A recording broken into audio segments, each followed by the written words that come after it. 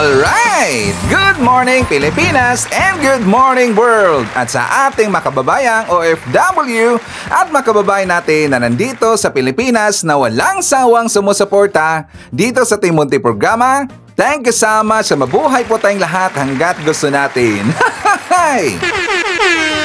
Well, anyways, tuloy-tuloy na po tayo sa nagbabalita dito ng mga tamang balita at sagutin ang maling information na ipapakalat ng mga fake news peddlers, ng mga anti-Marcos, lalong-lalo na doon galing sa mga DBS na mga saltik makabayan. Yes, dapat silang sagutin. Bakit? Kasi paghahayan dito sila na lagi pong nainira araw-araw kay BBM at sa Marcos sa may session sa katagalan makabayan, akala mga paninira ay ba totoo yan sa mata ng ibang tao. So dapat silang sagutin kasi ang bagong Pilipinas, bawal po ang mga sinungaling. At syempre, kasama niyo pa rin si Sir Ivan, ang pinakabulol na vlogger sa balat ng YouTube, para bibigay sa inyo ng mga totoo at mga preskong balita na kinukuha natin sa ating kapitbahay na social media. So magandang buhay sa ating lahat mga kabayan and a happy Sunday sa ating lahat. Okay, so before tayo mag-start mga kabayan, well syempre, as usual, i-check muna natin ang ating mga viewers na may maraming comment dyan sa baba sa ating comment section, ang ating pong top 5 commenters. At dito sa listahan, ang nanguna po si Ma'am Lerma Sondita. Meron siyang 70 na mga comments. Nandiyan rin po si Joliet Sonakawa. Meron siyang 58 na mga comments. Shane Sibal. Meron rin po 58 na mga comments. Nandiyan rin po si Kikong Condrad. Meron siyang 35 na mga comments. And Sengis Usta. Meron siyang 23 lahat na mga comments. Again, thank you so much po sa ating top 5 commenters. At syempre, pasalamatan natin ating po mga silent viewer dito sa ating channel. Thank you so much. At syempre, pasalamatan po natin ang lahat ng mga viewers na lagi pong like, lagi rin mag-shares ng ating mga videos. At doon sa ating mga viewers na nasubscribe sa ating channel, thank you so much. At syempre, i-acknowledge natin ating po mga channel members. Nandyan si Pusong Inami, Tess Noses, Barbara Butler, Cosmo Defender, Katida Darl, Edmond Casellejo, Samuel Membrado, and Via Bibar. I-greet natin mga kabayan at saka pasalamatan natin ang nabigay sa atin ng super thanks or pang lemon na Sir Ivan.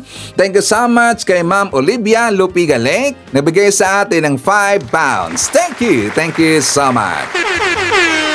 At syempre, i-greet natin ating po mga suki, mga Ella Birds. Yun ang una sa pag-comment dyan sa baba sa ating comment section. Nandyan sila si Marcres Hernandez from North Carolina, USA, Rose Guevara, Matias Guzman. Nandyan rin po si Elsie Adaman, Glenda Magalong, Maria Campo. Nandyan rin po si Daily Living with Hylin, Army Lagaso. Kasama rin po natin si Grandma Malu Whiting, Florifigo Mapak, Joseph Magalion, Julieta Abinyo. Nandiyan rin po si Brian Baltasar, Vanes Milagros, Juan Navalta, and hi to Ralis Carlinga.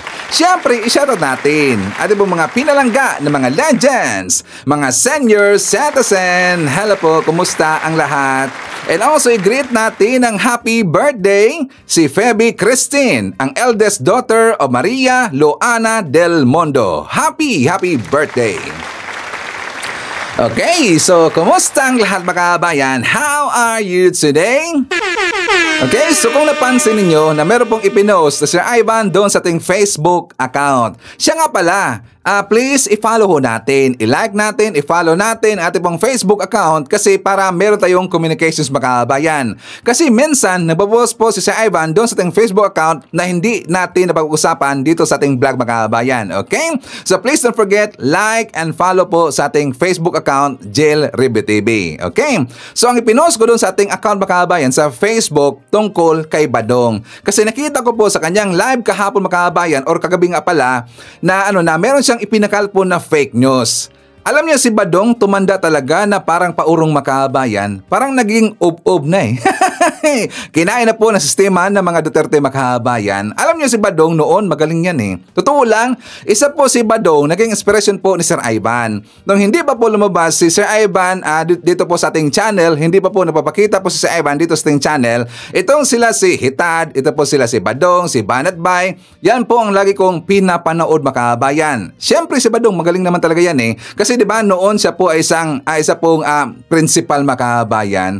Pero ngayon nagkaok-ok na itong si Badong. So dapat natin siyang idibang makabayan at marami pong mga ebidensyang pwedeng isampal dito kay Badong. Kung ano yan, mamaya babalikan natin po itong si Badong makabayan. And also pag-usapan rin po natin itong tungkol po sa ipinakalat ngayon ng mga DDS na hashtag Diktador makabayan. Hashtag Diktador na kung saan yan ngayon ay naging popular sa Facebook makabayan at saka doon po sa Twitter. Ano yan Sir Ivan? Yan po yung tungkol doon po sa pagsagot ni PBBM doon kay Wick Rodriguez makabayan. Hindi na po Vic kundi Wick Rodriguez. Hey, nung hamon po ni Wick Rodriguez doon kay PBBM na magpa-hair follicle test na makabayan. Di ba sinagot siya ni PBBM na why should I? Bakit ko naman yan gagawin? Wala naman po kasi, wala naman, di ba sabi niya, public office is a public trust makabayan. Wala naman kasi hindi naman kasi ugnay yan. Di ba? So, hindi na kailangan po na magpa-hair follicle drug test si PBBM. Pero syempre, yan kasi ngayon ang ipinag-iiyak ng mga DDS, hindi kasi nila matanggap na yan po ang sagot ni PBBM. Nasupalpal sila makabayan. Not just Wick Rodriguez ang nasupalpal doon, pati po yung lahat ng mga DDS na mga vlogger. Yung lagi pong naghahamon kay PBBM na magpa-drug test na makabayan. Tama lang po ang desisyon ni PBBM kasi delikado makabayan eh. Kung susundin ni PBBM ang gusto ng mga DDS at saka yung itong ipinag-ingay po ni Wick Rodriguez makabayan na magpa-hair follicle drug test. Delikado kasi na baka ito'y sasabotahin makabayan. Baka kasi pipikiin yung dokumento makabayan. Diba? Delikado yan. Kasi yan po ang kanilang gameplay makabayan. So dahil po sa sagot ni PBBM, hindi nakamove on ito mga DDS. Naging diktador na daw makabayan. Nakikita na daw nila si PBBM na papunta na doon sa style ni Marcos Sr. or ni PFE makabayan. Diba? Naging diktador daw. Bakit naman nila masasabi na naging diktador na si PBBM samantalang nakakapag-ingay pa rin po sila sa kanilang mga Facebook account makabayan or dyan po sa kanilang mga vlogs. Diba? Nakakapag-ingay pa rin at hanggang ngayon nakapagpakalat pa rin po ng mga fake news makabayan. Diba kung naging diktador pa si PBBM, talagang sila po ay malilintikan dito. Pero napakabait po ng ating presidente. Hinahayaan na po sila makabayan. Ang kanilang banat dito dahil daw ito sa mangyayari na hearing, isa pong inquiry hearing doon sa Kongreso tungkol doon sa mga fake news peddlers na mga DDS makabayan this coming Tuesday, February 4. At yan po'y kaabang-abang at talaga pong napaka-excited na ngayon si Ivan kasi nga sasabunin doon itong mga fake news peddlers sa Kongreso makabayan. Dahil daw doon na wala na daw ng boses ang mga DDS, binusalan daw, hindi na daw pagsasalitain makabayan, 'di ba? Yung mga vlogger ngayon, yan pong ipinakalat nila, diktador na daw si PBBM. Well, para sa akin, kung naging diktador man si PBBM, well, deserve nila yung makabayan. Kasi nga, hindi na po makontrol ang kanilang mga pinagagawa araw-araw. Langga silang napapakalat po ng fake news makabayan at saka uncontrolled na po ang kanilang ginagawa. Kung sa tingin nila na naging diktador si PBBM, walang problema sa akin. Walang problema sa akin kung naging diktador si PBBM, di ba? Yan po ay nakakabuti po sa ating bansa makabayan. Pero swerte sila kasi nga mabait po ang ating presidente at hindi siya ganoon, hindi siya naging diktador makabayan. Ang naging diktador dito, itong si Sara Duterte. At yan po'y klarong-klaro makabayan. Diba? Mukhang diktador pa si Sara kaysa kay PBBM makabayan. Si PBBM talaga pong napakabait yan. Pero si Sara, abay, naging parte nila kagal makabayan. Mag-ingay kaagad. Doon po sa kanyang mga press con, galit na galit kaagad. Kapag meron siyang sasabihin makabayan, gusto niya na masunod kaagad. Yan po ang diktador makabayan. Pero hindi na po umubra ang kanyang style kasi nga magaling po ang ating presidente makabayan. So ipapakita ko muna sa inyo. Before natin idibang po ito pong si Badong Makabayan, ipapakita ko muna sa inyo yung nangyaring debate doon sa GMA na kung saan ginbrought up na naman ni Vic Rodriguez yung tungkol po sa drug test Makabayan or sa hair follicle test. Pero siya ay talagang sinupalpal ni Luke Espiritu Makabayan. For more details, let's watch this. Ang usaping droga ay hindi bangayan ng dalawang nagbabangga ang pamilya sa politika. Ito ay tunay na nangyayari at nagaganap sa ating bansa. Kaya ako ay naninindigan na dapat sumailalim ang lahat ng opisyal ng pamahalaan at simulan natin sa tanggapan ng Pangulo. Nung kayo po ay nasa Malacanang, Attorney Rodriguez, mawalang galang na po, nagpa-drug test po si President BBM nung siya po ay na-put under question dito ho sa isyung ito. And there were people questioning the veracity ng kanyang drug test results. I agree, Ma'am Jessica, no? Subalit, kaunting pagtatama lamang. Yung drug test na ipinakita, that was during the campaign period, sometime November of 2021. Noon namin ipinakita yung negative drug test. Subalit, nagpapatuloy yung issue ng paggamit ng droga ng mga matataas na opisyal ng ating pamahalaan. Para matapos na ang istoryang ito sapagkat ito'y interes ng lahat ng Pilipino. Sumailalim na sa isang open, fair, transparent, and credible hair follicle drug test ang lahat. Yung bang drug test po ni President BBM noon, hindi po hair follicle test yon? Hindi ito hair follicle test. Okay, now you want him to undergo that test. Para matapos na yung usapin kung sino ba talaga ang gumagamit ng droga. Kinakailangan pagbigyan natin, again, ulitin ko, public office is a public trust. Malinaw yan sa ating saligang batas, Article 11, Section 1. At karapatan ng bawat Pilipino, lalo na ng mga kabataan, malaman kung tayo ba'y pinamumunuan ng isang taong may tamang pag-iisip. Gusto niyo po mag-react doon, Attorney Espiritu?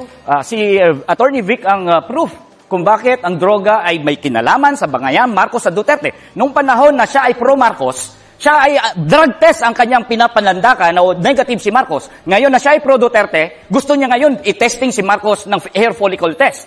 At gusto niya ngayon nag-drug testing. O, diba? Kitang-kita po itong si Vic Rodriguez Makabayan na siya ay naniniwala na gumamit si PBM. Kasi nga doon pa nga sa kanyang sinabi yung previous Makabayan. Diba sabi niya, kasi daw bakit daw na-brought up itong tungkol sa drugs? Kasi nga daw ang ating mga leader sa ating bansa nagpapatuloy daw sa paggamit ng drugas Makabayan. Ang ibig na sabihin, naniniwala siya sa mga sabi-sabi ng mga Duterte sa mga DDS na gumamit ng ipinagbabawal na gamot si PBM. Diba? Klarong Makabayan, kahit hindi niya idritso pagsabi, naniniwala siya. Ngayon, buti na lang siya po ay sinupalpal ni Luke Espiritu Makabayan. Pero, isampal natin to sa mga DDS dito po kay Vic Rodriguez, bakit yung si Digong hindi siya pumayag na magpa-drug test Makabayan. At siya po dito ay pinitiktahan ni Roque. For more details, let's watch this. Nawagan po kasi si Senator Trillanes na kailan daw po kaya magpapadrug test ang mga Dutertes? Hindi ko po alam kung anong dapat na response dyan kay Senator Trillanes, no? Dahil marami naman talaga siyang sinasabi na hindi ko na nga lang pinapansin o hindi na pinapansin ng palasyo. No? Pero ngayon po, hindi ko po alam kung anong sasabihin sa kanya other than ang presidente po ay halal ng bayan. Kung gusto pong magpa-drug test si presidente, gagawin niya, pero hindi po para utusan siya ng kahit sino. O, diba? Hindi pwede daw utusan na kahit sino ang presidente. Si Roque na po ang nagsabi Makabayan. Kasi ganun time na yun, kung itong si Digong nagpa-drug test noon, siguradong positive Makabayan. Bakit si Ivan? Di ba inamin niya na gumagamit siya ng fentanyl and also marijuana Makabayan? Di ba gumagamit siya? So kung nagpa-drug test siya ng time na yun, siguradong mag-positive. At kapag mayroong positive po na result sa drug test Makabayan, magagamit ho yan. Impeachable yan Makabayan. O, di ba? Yan ang gameplay ngayon ng mga DDS. Ako po nananawagan sa ating presidente si PBM na huwag siyang magpa-drug test Makabayan. Huwag siyang magpa-hair follicle test. Baka kasi sasabotahin po ang test result at saka ito po yung magagamit po ng mga DDS Makabayan. O, di ba? Delikado talaga eh. So, forward tayo. nakita ko itong post po ni Mr. Real Talker mga kababayan, itong gonggong na to. Di ba siya po ay kinasuhan po ni Trillanes if not mistaken? Or baka hindi siya, or baka siya po ay ano sa Tagalog dito? Yung gipasaylo mga kababayan. Yung gipasaylo eh. Pero narinig ko to noon na siya po ay isa sa nakasuhan po ng cyber libel. Aside doon kay Banatbay at saka sa Banateros mga kababayan. Itong si Mr. Real Talker, meron kasi siyang post after doon sa sagot ni PBM na hindi siya magpa-drug test mga kababayan or hindi siya mag-undergo ng hair follicle test. Sabi ni Mr. Real Talker, grabe yung pangingitim na mukha ni Mr. President. Tapos, ang dami mga butlig-butlig sa kanyang mukha. Grabing stress siguro yan, Mr. President. Kung nakitandem ka na lang kay BP Inday, fresh ka ngayon da mga kababayan. Doon ka sa pinsan mo eh. Kung nakitandem daw si PBM doon kay Ob-Ob. Doon kay Sara Makabayan, fresh daw sana si PBM. Bakit daw doon kay speaker, 'di ba sabi niya, doon ka sa pinsan mo eh. Ibig sabihin, doon daw nagipagtandem si PBM sa kanyang pinsan na Speaker Martin Romualdez. 'Di ba? Minamalit niya ang kakayahan po ni SMR Makabayan.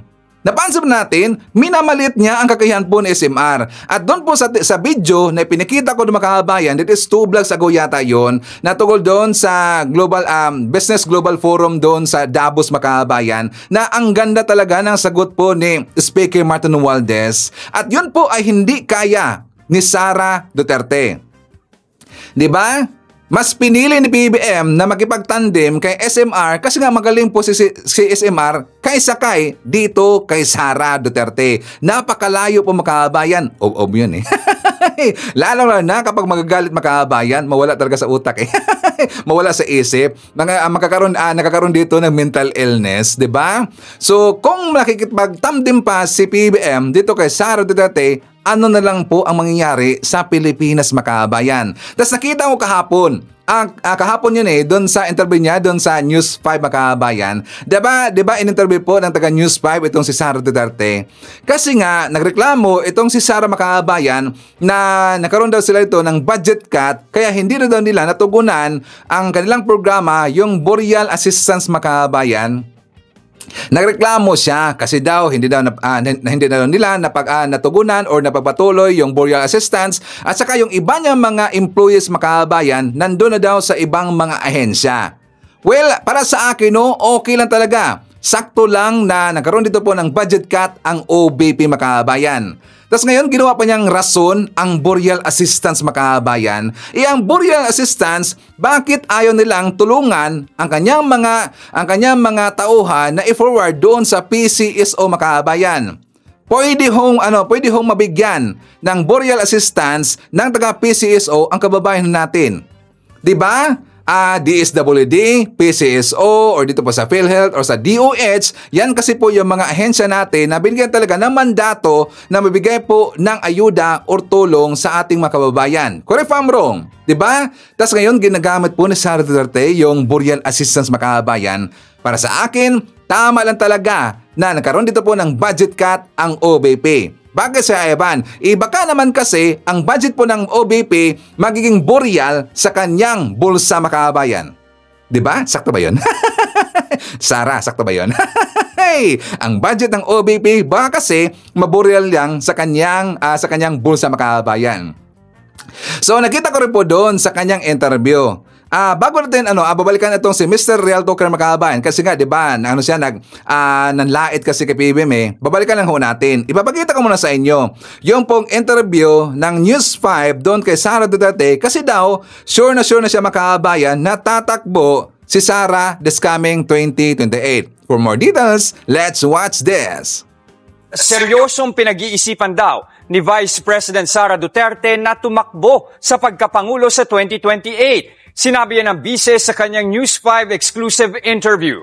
Sa unang pagkakataon ngayong taon, eksklusibong humarap sa News 5 si Vice President Sara Duterte matapos ang kanyang dinaluhang private event sa Panabo City, Davao del Norte kaninang umaga. Pero si VP Sara, tila ilag sa issue ng isinusulong na impeachment laban sa kanya. Tulong mo na sa bayan yan. Pag nagsalita ako, makakagulo ang bayan. Pero sa tanong kung tatakbo ba siya sa pagkapangulo sa 2028, I'm seriously considering running in the 2028 presidential elections dahil sa mga nakikita natin sa bayan natin na dapat ayusin, dapat baguhin, kailangan magkaisa, magmahalan. Okay, kasama rin po dyan sa kanyang interview mga kabayan, yung sinasabi ko na siya po yung nagreklamo dito na nagkaroon daw ng budget cut ang OBP at saka tungkol po daw sa issue sa Boreal Assistance mga kabayan. Kasama doon, pero hindi ko na lang po isinama mga kabayan. Okay? So, qualified ba si Sara Duterte na tatakbo bilang presidente sa 2028 mga kabayan? What do you think? Diba? Nakita nga natin doon po sa aking isinagawa po na survey mga kabayan, doon po sa ating community, sa YouTube community, na kung saan meron pong 29,000 respondents mga kabayan kay Sara Duterte, 6% na lang po. Kay PBBM, 94% po ang niniwala po ng mga kababayan natin dito sa kakayahan ni PBBM. Diba? Isipin niyo po, 29,000 ka-respondents, 6% lang kay Sara Duterte mga kababayan. Alam niyo ba, nagreklamo ang mga DDS. Kinuyog si Ivan eh. At saka yan po, pinost ko doon sa Facebook mga kababayan. Kinuyog si Ivan ng mga DDS. Gunggong daw ako. Sabi niya, gago ka ba? Nasa community mo yan. So totoo lang talaga, yung survey ng SWS na ito pong si Sara Duterte, siya po ay lagapak na ng lagapak mga kababayan. Pababa na ng pababa ang kanyang survey at siya po dito ay nahirapan na pong makarecover mga kababayan. Diba? Tingnan nyo, 29,000 respondents, 6% lang kay Sara Duterte. Nakakatawa naman. So lagapak na po ano ang popularidad ni Sara Duterte mga kababayan. Well, popular siya. Popular dito sa pagiging brate nila at saka dito rin po sa pagiging gonggong mga kababayan. Babalikan natin itong si Mr. Real Toker. Kasi siya po ay nanglait kay PBBM. Diba nilait niya mga kababayan, umitim daw yung mukha ni PBBM, meron daw daming botlig-botlig, dahil daw siguro ito sa stress mga kababayan. Babalikan natin po ang picture ni Mr. Real Toker nung hindi pa siya uminom, gumamit ng drip na gluta mga kababayan bago siya pumuti. Ito ang kanyang mukha. O, di ba? Sinong mas stress mga kababayan? Ito talagang manlalait, mahilig manlait itong gonggong na to. Basta mga DDS talaga, mahilig po manlait mga kababayan. Diba? Naalala ko marami siyang mga nilait dito na mga kabinete ni PBBM. Nakikita ko yan lagi, mahilig to manlait mga kababayan. Pero siya noon, tingnan nyo, ang itim-itim ng gonggong nito. Tapos talagang tingnan mo yung mukha mga kababayan, mukhang adik talaga Mas mukha pa siyang adik. Dito mga kababayan, sila po, nasa hanay po ng mga DDS, yung mga adik mga kababayan. Buti na lang ito hindi ito nasama sa tukhang makabayan. Kasi ito pong si Mr. Real Toker, even though siya ay taga Cagayan, nandyan po siya nakabase ngayon sa Davao City makabayan, sa Davao nito. Buti hindi ito nasama sa tinukhang makabayan. Bakit siya pumuti? Kasi uminom siya na sangkaterbang galon na glutathione makabayan. If not mistaken, parang drip yata ang kanyang ginamit. Kasi sa puti na ganyan makabayan, sobrang puti mo at saka pumula-pula ka, talaga pumaputi po ito si Mr. Real Toker. Kapag ganyan po kaputi ang tao makabayan, hindi lang po yung pills na na gluta yung ginagamit niya makabayan. Hindi po. Ang gagamitin dyan, kundi yung drip makabayan. Yung injectable, yan po ang ginagamit yan. Pero sa Ivan, hindi po gumagamit ng ganyan makabayan. Talagang skin yan si Ivan Pero ito si Mr. Real Toker, magkatulad doon kay Sara Duterte at saka kay Kitty na rikotokada makabayan. Mga ritokada. Uminom ng sangkatribang how many gallons ininom to, naglutathione, di ba? Pero buti na lang yung mga followers ko, mga viewers ko, mga magandang skin Nakikita ko makabayan, yung mga na-meet ko na mga followers ko, na mga viewers natin, ang talagang ang gaganda nila Ang gaganda, ang gagwapo, ang ganda pa ng skin makabayan. Bakit? Kasi hindi mga stress ang mga viewers natin. Ang kabilang kampo, mga DDS, stress na stress. Kaya nga, medyo PANGIT Diba? PANGIT. Lalong-lalo na si Badong. Badong, maghanda ka. Okay, so before natin pumuntahan itong si Badong mga kabayan, isama natin. Nandyan po si Trineng Lozano, Noel Narcida, Haitso Carmila Salinga, Lenny Balmonte, Elmer Pinaranda. Nandyan rin po si Wilson Gilera, Philly Molina, Nakagawa Grace. Kasama rin po natin si Myrna Fernandez, Leonardo Angeles, Elizabeth Habihan, Teresita Saulog from California, Haitso Corazon Magpayo Coronel, Amelia Hogo, and Haitso Zoraida Legaspe. Okay, so tungkol dito kay Badong Makabayan, actually connected ito sa ating good news. So before natin supalpalin itong si Badong, ipapakita ko muna sa inyo ang ating good news Makabayan, mga totoong nangyari sa ating bansa at kung ano rin po ang lakad ni PBBM para malaman po ng mga gonggong na mga anti-Marcos, mga didis na mga vlogger tungkol sa mga lakad ni PBBM. For more details, let's watch this.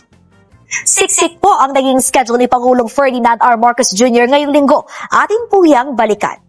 Lunes, sinaksihan ni Pangulong Ferdinand R. Marcos Jr. ang pirmahan ng binding term sheet sa pagitan ng Synergy Grid and Development Philippines Incorporated at Maharlika Investment Corporation. Ang kasunduan ay naglalayong makuha ng MIC sa pamamagitan ng gobyerno ang 20% na bahagi ng SGP upang magkaroon ng bahagi sa National Grid Corporation of the Philippines o NGCP.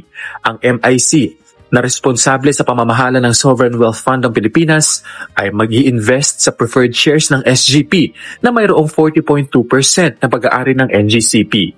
Kasama sa kasunduan ng pagbibigay ng 2 board seats sa MIC, sa SGP at NGCP.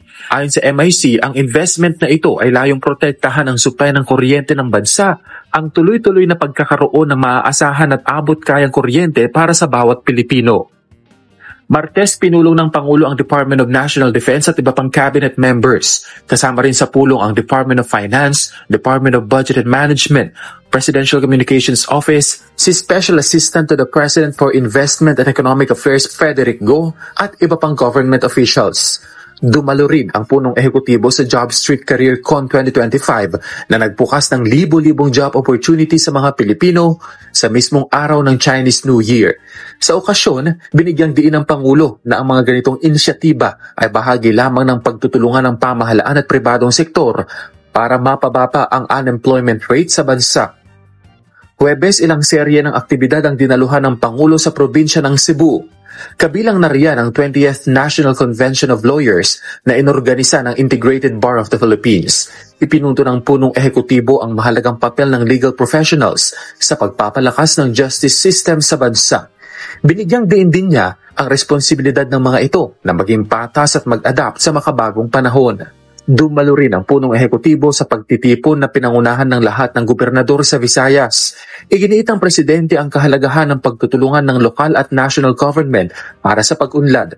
Muli namang binigyang diin ng Chief Executive ang commitment ng pamahalaan para isulong ang major infrastructure project sa probinsya ng Cebu para mas mapalakas pa ang connectivity, gayon din ang economic activities sa lugar. Nanguna rin ang Pangulo sa inaugurasyon ng Mactan Cebu International Airport Parallel Runway sa Lapu-Lapu City.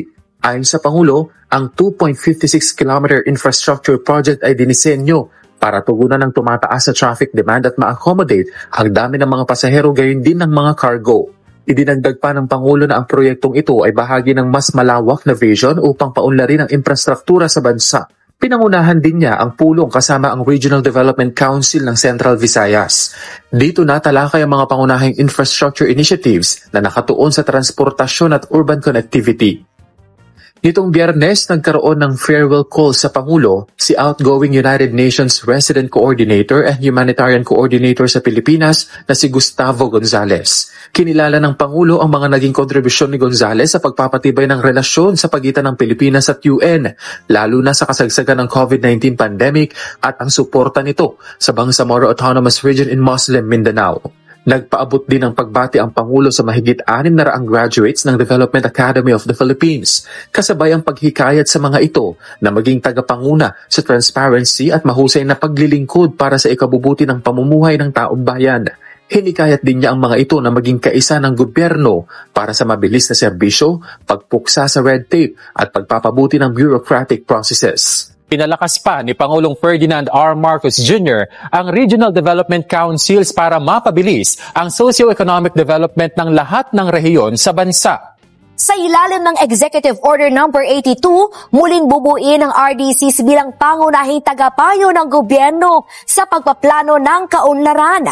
Kasama rito ang mga gobernador, alkalde, ahensya ng gobyerno at mga kinatawan mula sa pribadong sektor. Daang-daang opisyal ng local at national government ang dumalo sa Leaders Convergence Summit ng Partido Federal ng Pilipinas kung saan pinangunahan ito ni Pangulong Ferdinand R. Marcos Jr. Ipinaliwanag dito ang adhikain ng partido na hindi para maging pinakamalaki at pinakamalakas kundi ang pagkikiisa at pagtulong sa bayan. Pinangunahan ng Pangulong Ferdinand Marcos Jr. ang isinagawang Leaders Convergence Summit ng Partidong Federal ng Pilipinas.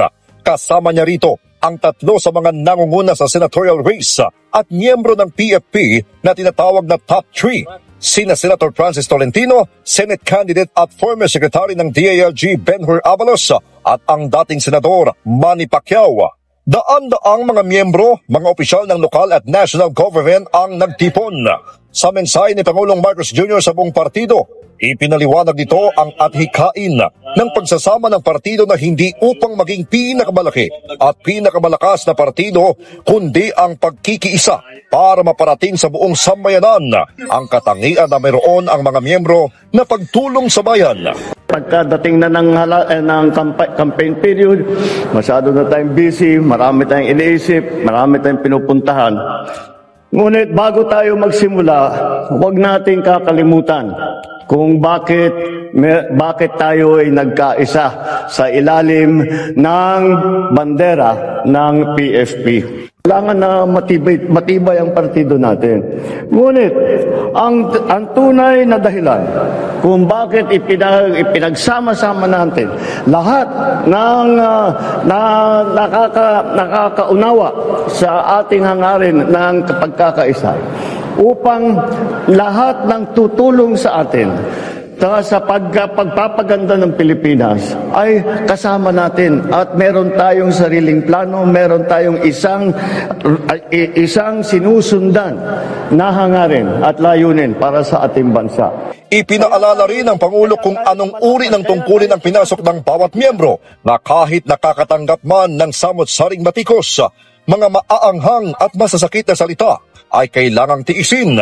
Nagtsatsaga tayo, nagsasakripisyo tayo, at kung minsan tinitiis na lang natin ang mga masasakit na salita at mga maanghang na mga bitaw na mga kakalaban natin dahil tayo'y naniniwala sa ating ginagawa.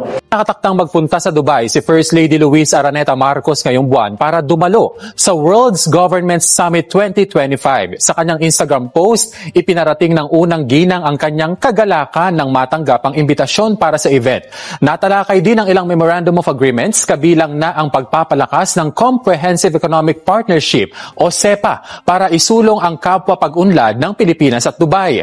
Nakatakdang idaos ang event mula February 11 hanggang 13. Ibinahagi naman ng Presidential Communications Office o PCO na hindi dadalo rito si Pangulong Ferdinand R. Marcos Jr. Okay, so kung nagustuhan natin ating good news mga kabayan, please give a like naman po sa ating video. Malaking tulong ho yan, pakilike mga kabayan. At kung hindi man kalibisan sa inyo, please i-share ho natin ating mga videos para marami itong mga matulungan na mga kababayan natin po na mga hindi po mga well-informed at nabulag sa kabilang kampo mga kabayan para makita nila at malaman nila yung mga totoong nangyayari sa bansa natin at saka sa mga lakad po ni PBM. Okay? Please like and share. Again, thank you so much. Ngayon, Sir Ivan, anong tungkol kay Badong? Yung tungkol po doon sa balita kay Efelisa Makabayan. Di ba nandun po sa balita sa last portion na si Efelisa this coming February 11 to 13 February 11 to 13, 3 days po na trip ni Efelisa doon sa Dubai Makabayan kasi siya ang a-attend sa World's Governments Summit 2025. Ngayon, nag-iyakan. Nag-iyakan po ito mga DDS vlogger. Like for example, siyempre, si Hitan Makabayan. Well, si Hitan, alam mo natin, siya po insecure kay Efelisa. Gin-vlog ito ni Hitan Makabayan. So syempre, nilalait-lait nila, pinagtatawanan nila, at saka marami silang mga sinasabi po na mga pangit dito po kay Felisa. Nakita ko rin po na nag-vlog, ito pong si Bisdak. Pero dito tayo magfo-focus kay Badong Makabayan. Kasi si Badong, sa lahat pong mga binanggit ko ng mga vlogger, siya dito yung pinakamatanda. At saka tumanda siya na bukayatan, naging ub-ub Makabayan, gunggong talaga eh. At saka mukha talaga itong walang alam Makabayan. Kung meron man siyang alam, tinatakpan niya ang totoong impormasyon tungkol kay Felisa Makabayan. At para maintindihan natin, sasagutin natin po itong si Badong Makabayan. For more details, let's watch this. Gaganon ko na po Makabayan. Ay baka copyright ni Badong eh. Alam mo naman si Badong eh, may pagkaano yun. So let's watch this. Badong Aratilis po. Pag-uusapan natin ngayon, ito po, no, takantaka po tayo sa balita na to. Si First Lady Lisa Marcos Araneta ay ire-represent daw po ang Pilipinas, no? Sa Dubai's World Governments Summit. Ano po, saan nyo po mababasa na hindi ko po alam kung ninonormalize na natin ang lahat, no? Ngayon lang po ako nakarinig na hindi ka cabinet official. Ang alam ko pong alter ego ng Pangulo kung hindi po siya makakadalo, di po ba? Yung kanyang mga cabinet official o kaya yung kanyang vice president o sino man sa cabinet official. Ang tanong, cabinet official na po ba si First Lady Lisa Marcos? Ito po global leaders, experts, ibig sabihin po ng global leaders, yung mga leader po ng iba't ibang bansa, experts and decision makers to discuss and shape the future of government. Di ba? Future of government. Government po. Sino po yung mga participants? Over 30 heads of state and government, more than 80 international organizations, 140 government delegations, and over 6,000 participants, including leading global experts from various sectors are expected to attend this year. Okay. Sino po ang nire-represent ng ating mahal na First Lady? No? Dito po sa World Summit na to. Ito po yung mga participant, World Heads of State, International Organization, Government Delegation. Sino po yung nire-represent ni First Lady? Sino po gagastos dyan? Gobyerno ba? Ganun na po ba ngayon? Asawa, pwede na? Wala pa po akong narinig, no, na meeting na dinaluhan o hindi madadaluhan ng Pangulo ng Pilipinas before. Wala pa po akong narinig o nabalitaan na yung hahalili instead na Pangulo ay yung asawa niya. Hindi naman po yata to binyagan o kasal na pwede kang i-represent ng iyong asawa. Government official po ba si First Lady? Paano po siya ang magre-represent sa gobyerno natin? Hindi ko po alam ang tanong, ang kasagutan. Okay, so hindi niya daw alam yung kasagutan Makabayan. Well, sasagutin natin para malaman niya Makabayan, i-ob-ob eh.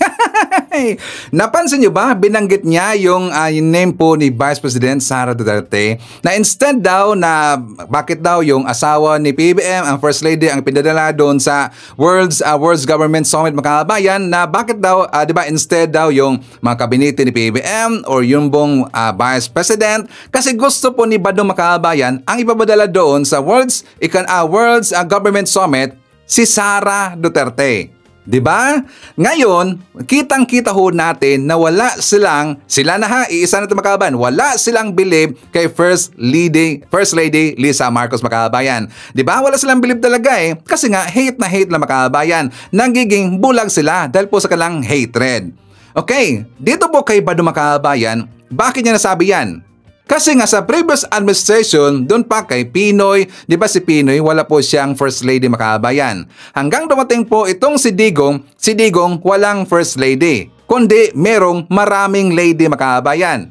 Siyempre, Mangkanor yun eh. Di ba?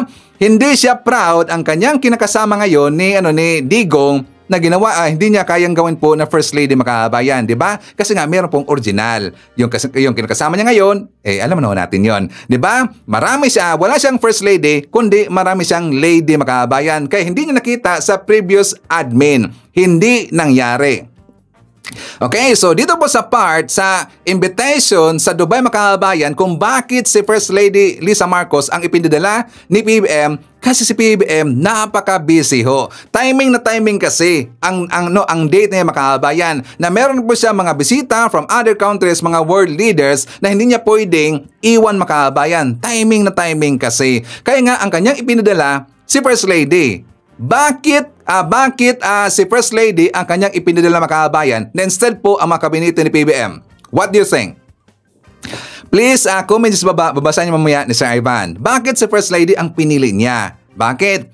Kasi nga meron pong tiwala si PBM kay First Lady. At siya po ay subok na po makabayan. Totoo yan, Badong. Subok na po si First Lady.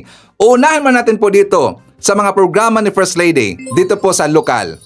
Diba? Siya dito po ang gumawa ng inisyatibo na mobile clinics makabayan. Itong Love for All. Ang Love for All, malaking tulong ho yan. And second, ang Walang Gutom Kitchenette makabayan. Kaninong inisyatibo yan? Kay First Lady. Nakitap siya dito sa DSWD. Isa pa, ang tungkol dyan sa Pasig River makabayan. Anong tungkol sa Pasig River, Sir Ivan? Alam niyo ba na malaking part dito, malaking naambag dito si First Lady sa disenyo makabayan sa Pasig River? Kaya nga, di ba, pinasalamatan siya ni PBM? Naalala ba natin yan, yung opening po sa first po sa Pasig River makabayan, pinasalamatan po ni PBM si First Lady kasi nga malaki siyang ambag sa disenyo makabayan. Si First Lady po ang pumili noon at nabigay po ng disenyo doon sa architect. Di ba, naalala ba natin yan? Ito na Badong, para alam mo kung ano ang nagawa ni First Lady. At not just nagawa, malaki talaga pong ambag ang nagawa ni First Lady. Unang-una, magaling pa si First Lady kaysa sayo, Badong. And second, magaling rin po si First Lady kay Vice President Sara Duterte. Correct ba, wrong? Mas magaling pa po. Diba? Magaling siyang humana po ito ng mga solusyon makabayan. Dito kay Sara Duterte, nag-ingay siya kasi daw merong budget cut makabayan. Na-stop ang kanilang programa, Boreal Assistance, kasi daw merong budget cut ang OBP. Si First Lady, hindi siya kabilang po sa gobyerno. Hindi siya cabinet official makabayan. Pero bakit? Nakahanap siya ng mga inisyatibo, nakahanap siya ng mga solusyon dito po sa kanyang gustong gawin makabayan. Diba? Bakit hindi kayang gawin ni Sara Duterte? Siya po ay kabilang po sa gobyerno makabayan, diba?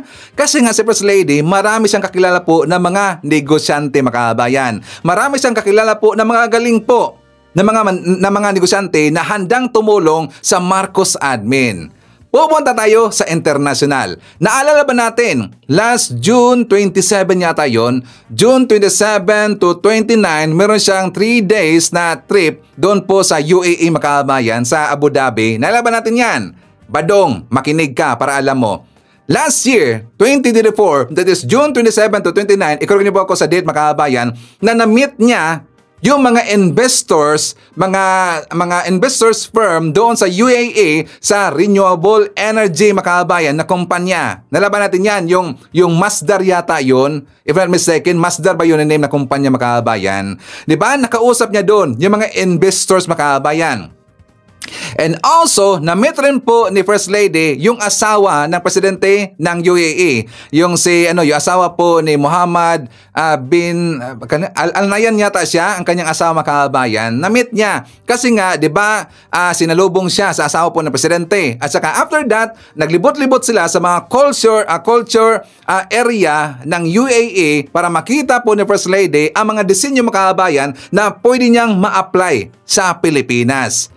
Kaya nga kung napapansin natin, kapag meron pong mga proyekto si PBM, mga tungkol ito sa cultures natin o sa culture sa ibang lugar, dito siya kay First Lady kukuha po ng idea or makipag-coordinate makabayan. Kasi si First Lady marami siyang alam. Okay, babalikan natin Badong. Kung ano na ang epekto sa lakad ni First Lady doon na nakausap niya yung mga negosyante, investors at may-ari lang naman na isang renewable clean energy po na firm mga kabayan na kung saan isa ho yan sa malaking kumpanya doon sa UAE. Anong update yan, Sir Ivan?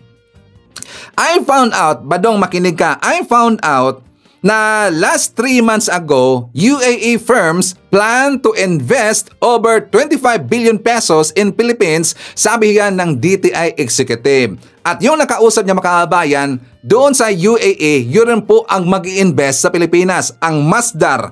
Ang Masdar Clean Energy Company sa Abu Dhabi, yung Masdar makabayan. So, ang sabi to sa balita, nagpaplano pa lang ho, nagpaplano. Ngayon, nalaman lang ni Sir Ivan makabayan, this is the other day makabayan, ito na, magandang balita.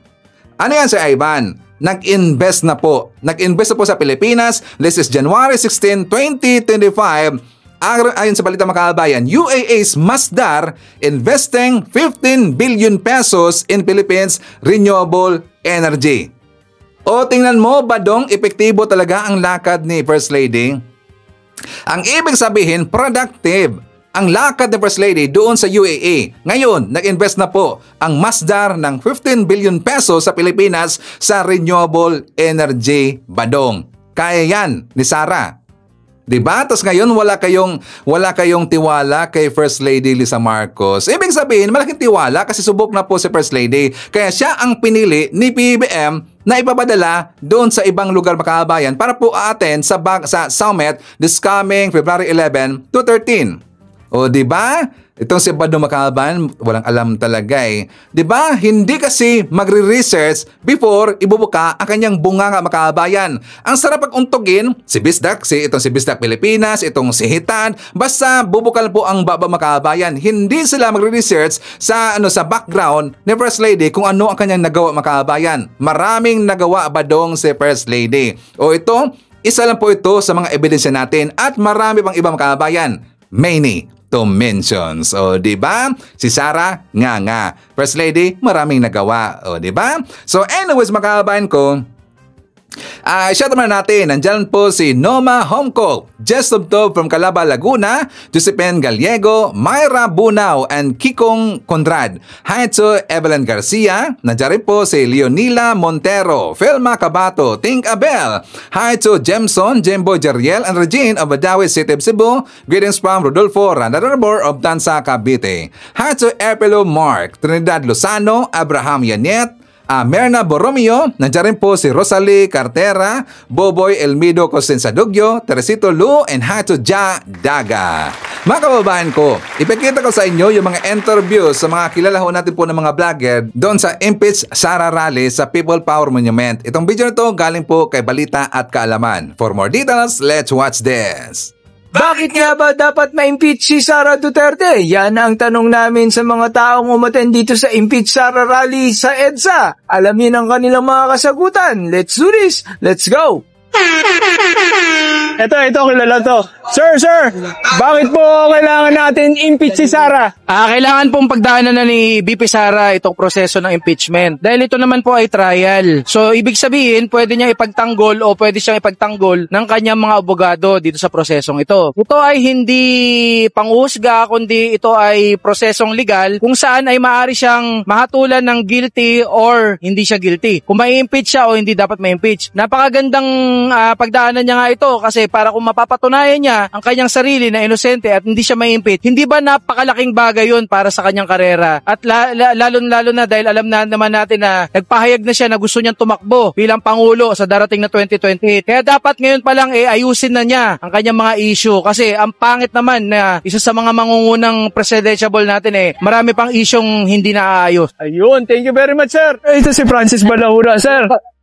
Sir, bakit po kailangan ma-impeach si Sara Duterte? Sobra na kasi ang kanyang pagnanakaw. Yung harap-harapan na ang kanyang ginagawang pagnanakaw. So may kukonsidera natin na pagnanakaw yun dahil syempre, nagpapasa siya ng mga peking dokumento, marami siya mga alibay, may mga direktang sagot na hindi niya sinasagot ng direkta. So malinaw na ito ay parte ng pagnanakaw ng mga Duterte. Kasi manang-mana siya doon sa kanyang ama na umutang ng 6.8 trilyon na ang mga budget ay kiniklaim lang sa nakaraang administrasyon Pinoy. So isang malinaw na pagnanakaw at deserve talaga niya ang ma-impeach dahil gumagastos siya ng pera ng taong bayan tapos wala namang proyekto. Tapos hinahanap pa niya ang ginagawa ng presidente harap-harapan naman talaga na may ginagawa ang ating presidente. Siya yung walang ipagmamalaki pero siya yung mapaghanap. Kaya deserve niya ang ma-impeach. Yun! Thank you, sir!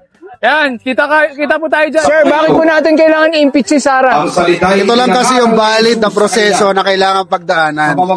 Yung sinasabing isampa sa korte, hindi po tatanggapin ng korte yan kasi immune ng vice presidente. Ngayon, may findings sa Quadcom na may kasalanan yung vice. Kaya kung may kasalanan, kailangan lagdaan yung impeachment complaint, ipasa sa Senado nang sa ganun maproseso.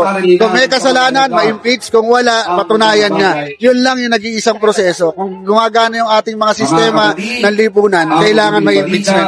Kasi kung walang impeachment, walang silbi yung Quadcom, walang silbi yung ating batas. Ayun, thank you, Senador. Kuya, nakita ko naka-Lenny shirt ka. Ano pong party list nyo? Bayan, party list. Akbayan party list, okay. Sir, bakit po kailangan ma-impeach si Sara? Obvious naman, yung gastos niya na sa confidential fund. Yung 125 million, hindi niya may paliwanag. Ang laki ng ginastos niya, within 11 days, ginastos lang. Saan na yung pera? Pera raw yan ng taong bayan. Dapat po, malaman niya na ang taong bayan naghihirap. Hindi yung para gastosin niya lang yung tax namin. Siya 11 days lang. Ginastos niya yung 125 million. Bukod pa doon, meron pang ibang mga confidential fund na kanyang ginastos na hindi may paliwanag. Hindi niya mapaliwanag po, no? Pwede naman niya ipaliwanag sana, no? Pero umiiwas siya. Opo. Ayun, thank you very much, sir. Bakit po kailangan ma-impeach si Sara? Kasi dapat yun ang abuso sa kapangyarihan, tinatanggal sa pwesto. Malinaw yun. Kung yung impeachment sa House natutulog, ano masabi niyo sa mga kakongreso niyo? Narito po ang taong bayan ngayon na nanawagan sa mga kasama natin sa House of Representatives. Sana mahawa tayo sa tapang ng mga tao narito para patalsikin sa pwesto si Sara Duterte. Okay, so itatanong rin po natin dito, bakit kailangan makabayan? Bakit kailangang ma-impeach na si Sara Duterte? Please comment sa baba, babasahin niyo mamaya ni Sir Ivan. Okay, ito pag-usapan natin. May sumabog kasi na balita doon sa Davao City, makabayan. Ano, Sir Ivan? Ito po yung related po sa airport. Kasi ang balita na to talaga pong napahiya itong si Baste Duterte. Ang nangyari, last January 25 makahabayan, last flight na pala yun ng AirAsia doon sa Davao City.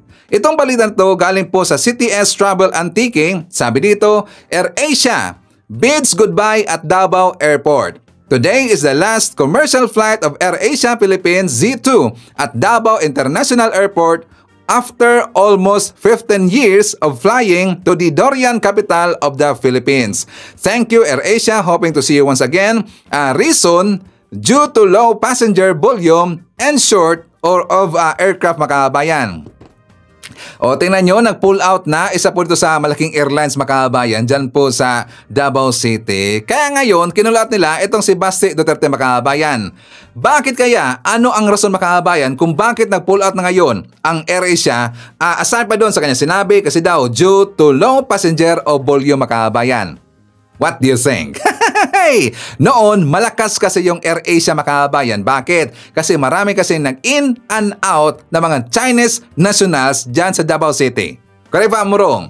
Diba? Nagpuntahan dyan ang mga sindikato kasi nga pwede sila dyan kukuha po ng mga faking birth certificate, mga faking passport o mga faking dokumento, makabayan. Kayang-kaya kasi mag-release po yung Davao City. O diba? Takbuhan ng mga kriminal ang Davao City, makabayan. Nang dahil po, marami nang na-deport dito ng mga Chinese nationals na mga delikadong tao, makabayan, and also member po ng Pogo na deport na papunta doon sa China, kaya humina ngayon ang airlines dyan sa Davao City. Correct ba, Mrong? Diba? Yan ba ang rason, Baste Duterte? Kung mali si Sir Ivan, i-correct mo si Sir Ivan. Diba? Siguro yun po ang rason. Kasi noon, makabayan, napakalakas talaga ng mga airlines dyan sa Davao Kasi nga, yan po ang pinaka-safest city sa mga kriminal. Diyan po nagliparan ang mga natatago po sa batas natin mga kabayan, di ba? Nung time po na ngayon, di ba, na napasarado na ngayon yung Pogo, marami na ngayon na booking po ng mga Chinese nationals, ng mga piki mga kabayan, yung mga hawak nila ng mga dokumento. Ngayon, marami na po mga na deport ng mga Chinese nationals. Ngayon, humina po ang airlines mga kabayan. At saka siguro, nag-prefer na po itong mga kriminal na to ng backdoor mga kabayan. Ayaw nila pong sumakay o sumakay sa mga airlines kasi madali sila ditong matrace mga kabayan. Yan ba ang rason? Baste Duterte. Diba? Ngayon, kinuyog ka ng taga Davao. Hindi mo kasi maayos na dala ang Davao. Diba? Sakto naman talaga yan eh. Wala kang kakayahan, Baste Duterte. At dapat talaga na mga Nograles na po ang maupo dyan sa Davao City, makabayan. Okay, so ipapakita ko po sa inyo ang vlog ni Mike Abe. For more details, let's watch this.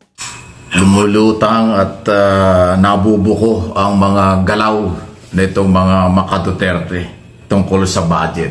Alam nyo, kahit nasa Korte Suprema na ang isyong iso dahil sila nagpetisyon na gusto nilang i-declare ng Supreme Court na invalid ito or magkaroon ng temporary restraining order, hindi ko kasi pwedeng mangyari yan. Kasi nga, ang paniniwala ng marami ay legal yung budget natin ngayong taong ito.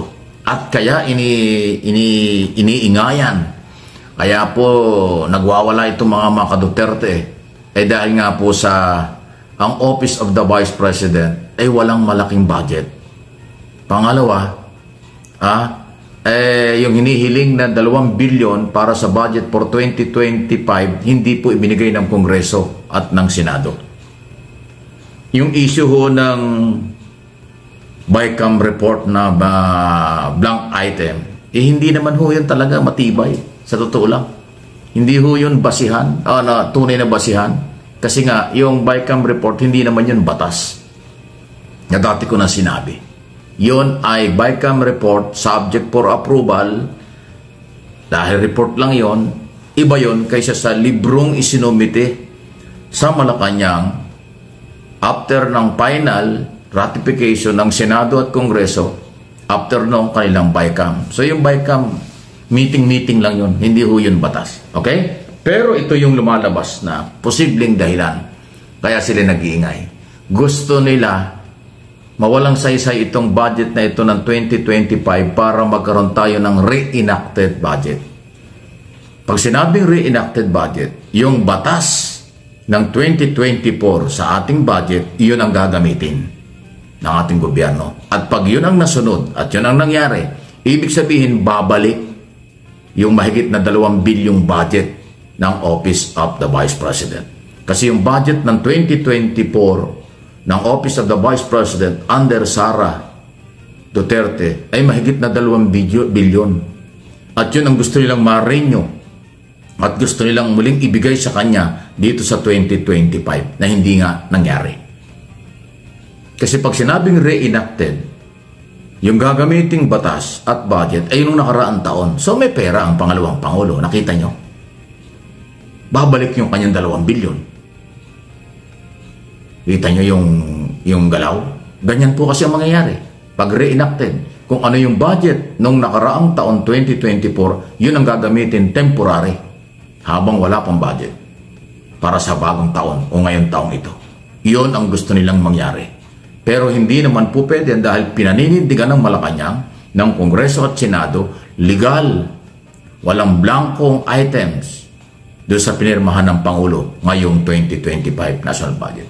Yan po yung galaw at paikot. Kaya ko ito pinapaliwanag at tinatalakay kasi may mga Pilipinong naniniwala dyan sa galaw na ito ng mga Duterte. Akala nila ganong kadali yun. Yan po yung masamang implication. At yan po ang gusto nilang mangyari para pumabor kay Sara, pumabor sa Office of the Vice President kapag ka-reenacted dahil nga yung budget nila babalik. Di ba sama? Laging interest lang nila eh. Samantalang kung reenacted, ito naman po yung worst scenario dyan. Pagka reenacted ang budget, walang bagong project. Maraming apektadong proyekto. pilay at apektado ang galawan ng Executive Department. Kasi may limit ng paggastos pag re-enacted budget. Kaya nga kailangan bagong budget, bagong taon, bagong batas. Apektado ang mga benepisyo ng mga tao, mga retiro sa gobyerno. Apektado ang mga health workers, medical mission. Apektado ang mga ayuda. Apektado ang mga pinapagawang mga kalye at iba pa kapag re-enacted budget. Ganun pong kasama yun. Pero yan naman ipapabor dun sa mga pwedeng corrupt na government official kasi ang re-enacted budget mas madaling nakawin, mas madaling gastusin. Baka dumami yung Mary Grace Piatos at saka Kokoy Villamin.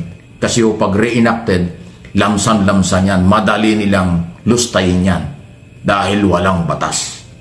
At yung batas na yan na for 2024, tapos na yan, gagamitin lang pansamantala, mas delikado po yun. Sa mga nakakaintindi ng budget sa gobyerno, naintindihan ito. Pakipaliwanag po ninyo. Ako pinapaliwanag ko ito. Mas madaling makurap pag re-enacted budget. Kasi po yung bagong batas tungkol sa budget, itemize yan, identify kung saan gagastusin at anong mga project. Ang re-enacted, wala pong itemize yan. Basta lang budget. Hindi alam kung saan gagastusin. Kasi minana lang yan, doon sa nakaraang taon, ay tapos na yun eh. Di yung lahat ng mga budget na nakaraang taon, pwede nilang gamitin ng walang malinaw na basihan na naaayon sa batas kung ano at saan gagamitin. Kaya madaling nakawin niya. Mas delikado ang re-enacted budget. Yan po ang totoo. So at least may alam na kayo ngayon. Okay? Isa yan sa kailang mga plano. Hindi lang yung pagsabotahe. Kasi pananabotahe yan eh. Pipigilan mo yung budget ng taong ito. Eh paano gagalaw ang gobyerno? Hindi lang pananabotahe yan. Hindi lang pampolitika yan. Yung maduming plano na gusto nga nila, yung dating budget ang gamitin para may pera sila. Para makinabang ulit sila. Ganun ba yun? Ay, naku talaga naman na malupit ha. So, ipagdasal natin ang Korte Suprema at ako'y naniniwala, hindi pipigilan ng Korte Suprema ang budget na ito ng 2025 kasi sila madadamay din. Mawawala din ang pera ng Korte Suprema pag pinigil nila itong perang ito. Mawawala din ang pera ng buong judiciary. Lahat ng korte maapektuhan pag walang budget. Paano nila papayagan yan? Di ba? Paano idideklara ng Supreme Court na illegal itong budget? Pati sila madadamay. At saka nga ang magiging basihan lang Bahikam report. Malayo po yan sa General Appropriation Law or Act or GAA. Talaga naman, no? Huwag kayong palinlang sa mga makasariling galawan. Political at personal interest lang. Lagi kong sinasabi yun. Manindigan tayo sa kung anong tama at makakabuti sa nakakaraming Pilipino. Kayong mga overseas Filipino workers, kayong mga Pilipino sa abroad at mga Pilipino nandito sa atin, Luzon, Visayas, Mindanao, huwag kayong paggamit sa mga makasarili lang.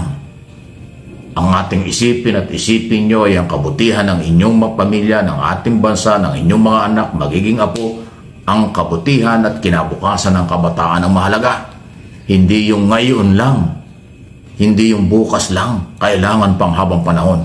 Kaya ang mga taong nagsasamantala, mapagsamantala, mapanggamit sa mga kahinaan ng iba, huwag nating palampasin yan at huwag kayong paggamit yan. Okay, so kasama rin po natin si Anisito Kumabig, Victor Robin, Lisa Dakutanan Candido, nandiyan po si Ruben Basinga Salindong, Felicitas Manibog, Corgunya Angala, isyatan natin at pong hater na si Likewise 1101, Nida Ichaka, Milagros Vanes, Marcel Compio, nandiyan po si Al Umadu, Rica Noses, Jerry King Muka, Apple Nas, Maria Soriano, JB Carillo Bastismo, Evelyn Garcia, Dimple Rain S. Revines, Romel Palakay, nandiyan po si Sean Els, Laurie Naria, Elina Cao, Percy Shalana, Annabel Hoson, Juliet Sonakawa. Isyatot natin si Pal P. JBR, Jose M. Bornos, Derek Erwina Argilles, PH Janeth Palomares Herrera, Ivy Alfonso, Helda Baldovino Pita, Haitsu Ates Tumaliwan, and Haitsu Darrell, Rose Paiste Lopez. Okay, so mga kababayan ko, yan natin mga nakalap na mga balita ngayong araw. Kung nakaabot ka po sa portion na to, sana nakapag-like na ho tayo. Libre po ang mag-share, libre din ang mag-subscribe. Again, maraming salamat sa mga viewers na hindi nag-skip ng ating mga commercials. Thank you so much. At before natin tatapusin ang ating programa ngayong araw, sana sabayan nyo si Sir Ivan para sa ating live messaging prayer. Ama, nagpapasalamat kami sa iyo sa pagkakaloob mo sa amin ng bagong buhay at umaga. Tinatanaw namin ang buong araw na ito na punong-puno ng pag-asa. Nakikiusap kami na sana samahan mo kami sa aming paglalakbay nang di kami maligaw ng landas sa buhay. Huwag mo kaming hayaang manghina sa mga oras na dumaraan kami sa pagsubok sa buhay. Sa halip, pagkalooban mo kami ng lakas upang kayanin namin ang mga ito. Maging tapat at totoo nawa kaming katiwala at di tuso. Maging gabay kanawa namin tungo sa maayos at payapang buhay. Ang lahat ng ito ay aming sama-samang panalangin sa ngalan ni Kristong aming Panginoon. Amen. So maraming salamat mga kababayan, and I hope to see you again on my next video.